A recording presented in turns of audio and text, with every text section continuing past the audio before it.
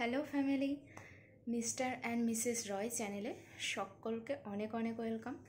আর আমাকে দেখেই বুঝতে পারছেন আমি একটু নার্ভাসই আছি, কারণ এটা আমার ফার্স্ট ভ্লগ।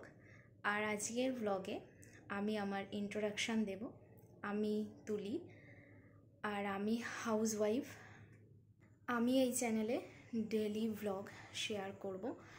আর আমার 11 মাসের একটা ছেলেও আছে, ওকে নিয়ে আমার কিভাবে সময় কাটে, তারপর ওকে আমি কি কি খাওয়াই, আমার ছোট্ট পরিবারের সমস্ত কিছুই তোমাদের সঙ্গে শেয়ার করব।